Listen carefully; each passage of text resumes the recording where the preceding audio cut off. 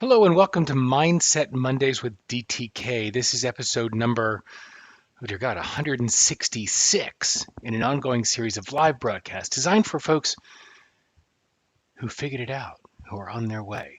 The folks who understand that the best way to get better at doing what you do is to get better at being who you be, who you are at your core, by stripping away all the things that aren't true, that aren't you, that aren't authentic, and living, loving, and leading from there. That's what the real work is.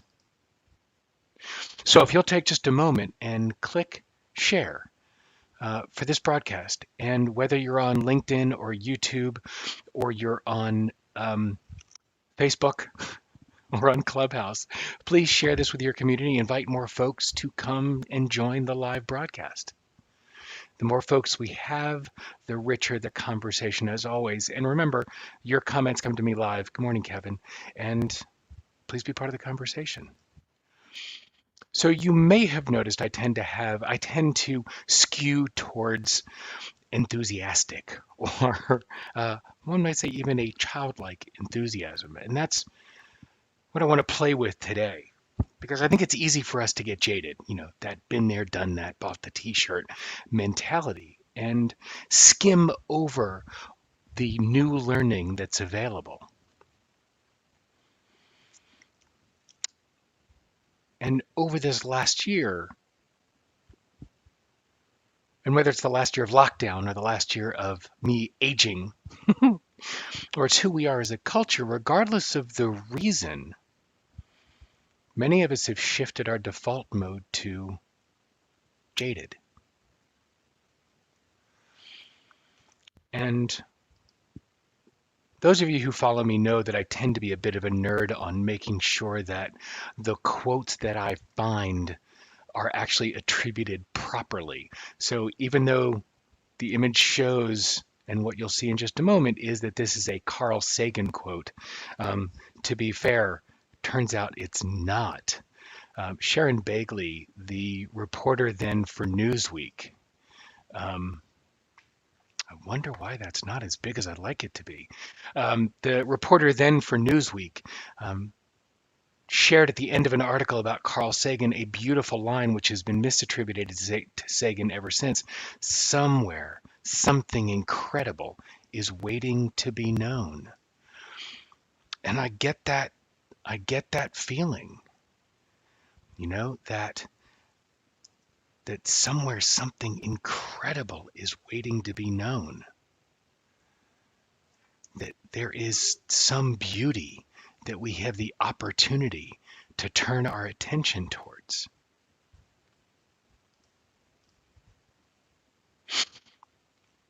And even though it's misattributed to him, it stands as a fantastic invitation to all of us that no matter how accomplished or how green, no matter how enlightened or how raw, no matter how old a soul or new a soul, there is always something more to be known, something incredible, something mind-blowing and even earth-shattering to be learned.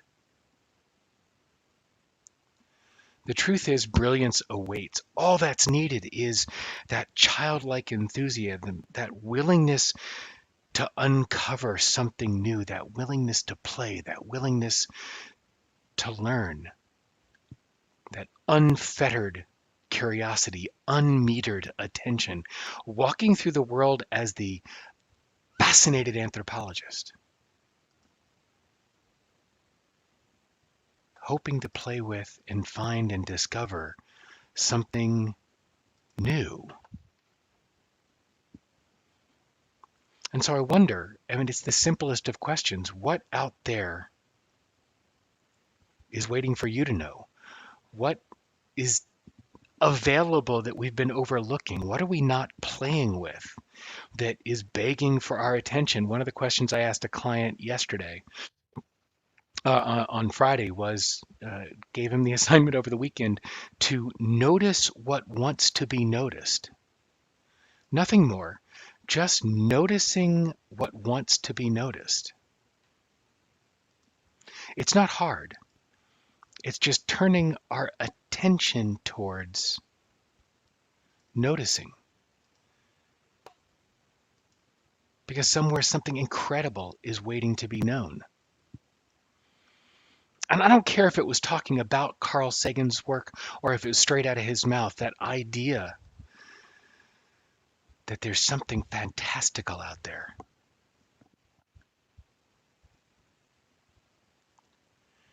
I'm constantly amazed by new things that come up.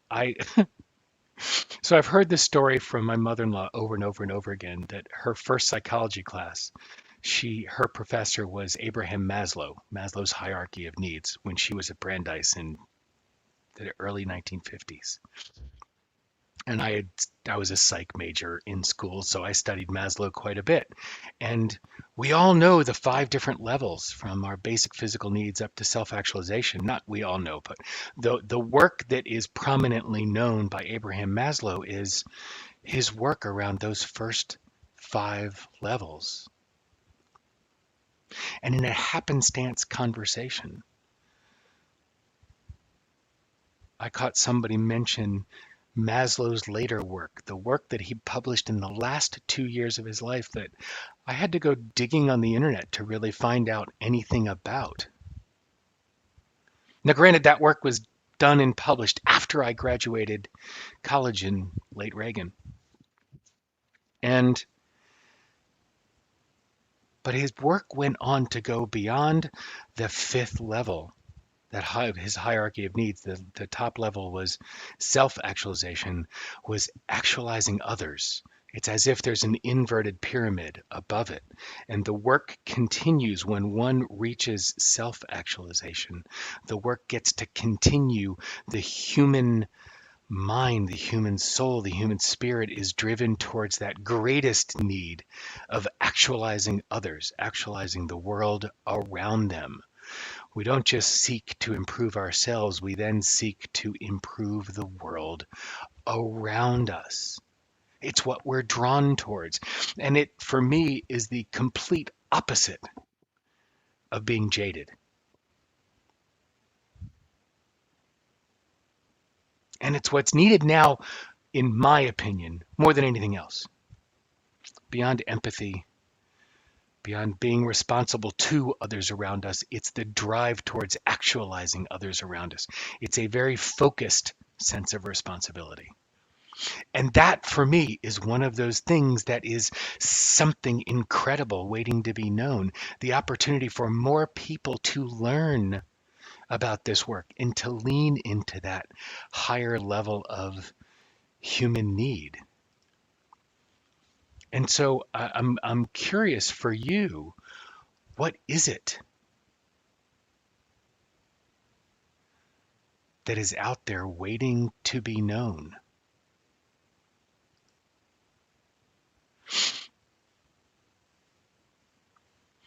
What is your opportunity to dig into? What have you been waiting to pile on?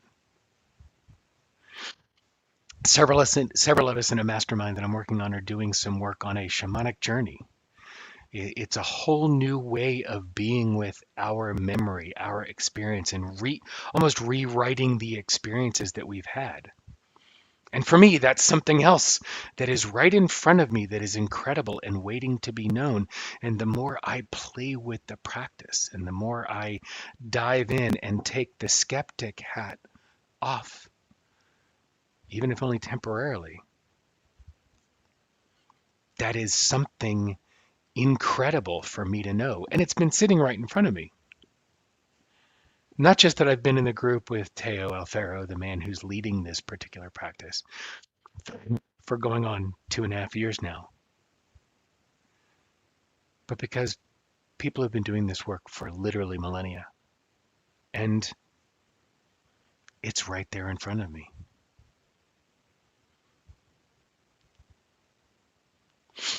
You know, and Kevin's answer to the question is helping others be with more ease in order to flow with their purpose as it continues to evolve. Again, what a brilliant way to look at Maslow's 6th level in the hierarchy of needs, actualizing others, moving folks out of the do state into the be state, getting them out of being Sorry, getting them out of the human doing mode and flipping that switch towards human being.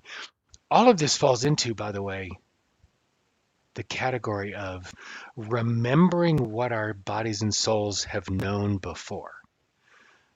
Remembering what it is that humans are wired to do instead of what we've been taught to do. Let me rephrase that.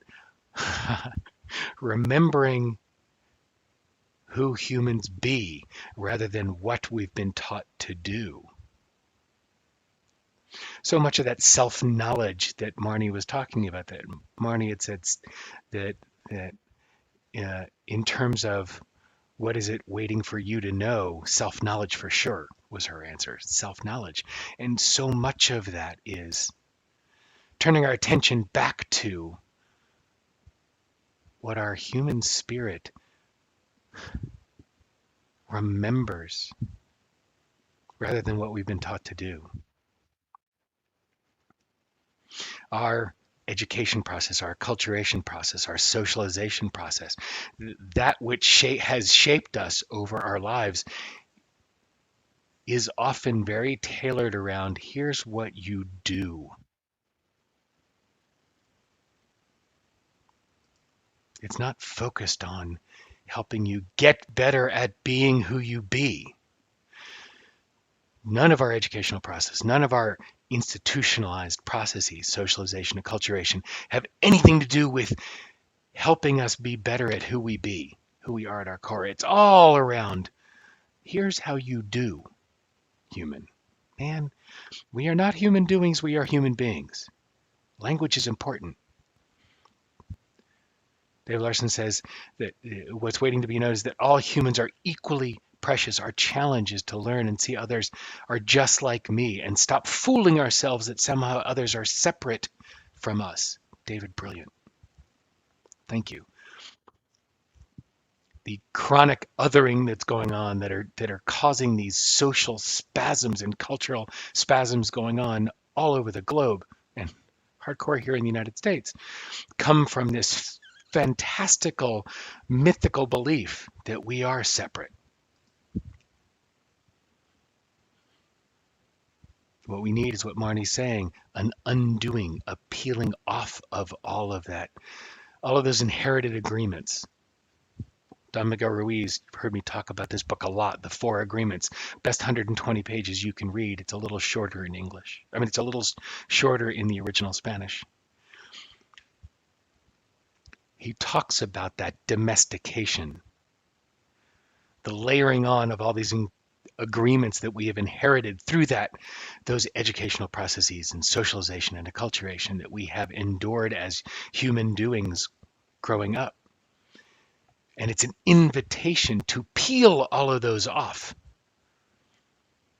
all of those layers of agreements that aren't ours, and get back down to the fabulous raw humans that we are underneath.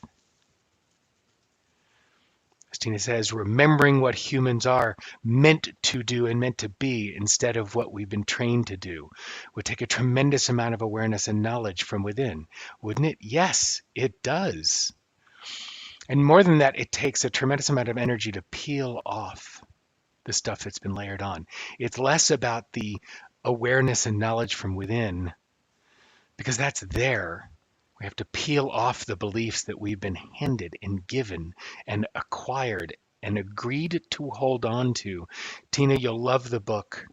After reading a number of your posts and following you a while on LinkedIn, Tina, you would really love the book, The Four Agreements by Don Miguel Ruiz. It's speaking to exactly what your comment is speaking to. By the way, in terms of what's waiting for you to know, Don Miguel Ruiz's book is fabulous for helping you. It's something that's waiting for you to unknow. So again, this week, this is an invitation for you this week to begin to peel off some of the agreements that aren't yours, some of the beliefs that have been handed to you, and decide what you want to keep. There is somewhere, something out there incredible waiting for you to know, and usually it's right in front of your nose. And as Marnie reminds us, all we need is that childlike state. Watch your children, watch your nieces and nephews, watch your grandchildren, watch your friends' children, and try on that childlike state. You know how to do it, you used to. Yes, you were a child, we all were. Kevin says, what you be directly influences what you do, which shapes who you become. It's interesting how people focus on shaping the future at the cost of ignoring the present, who they be. That's all we have. And our indication, our ticket, our invitation to who we be is to look back at who we've been, not what we've done. Go back to that childlike enthusiasm, that place of no judgment, that place of blameless discernment before we were taught to judge. When you were 3, 4, and 5, that's exactly who you were. So you know how to do it. It's just been a minute. That place of blameless discernment, that place of love, that place when I looked like this. I keep him on my desk. I must have been 3. Yeah, my parents liked me in blue. I keep him on my desk as a reminder of that childlike enthusiasm, that place of blameless discernment, that place of no judgment. At that age, none of us judged ourselves or anybody else. I invite you to get a picture of you when you were in that little innocent adorableness state, and keep him or her on your desk in front of you or on the background on your phone to remind you that you know how to do this. You know how to be that person because you were.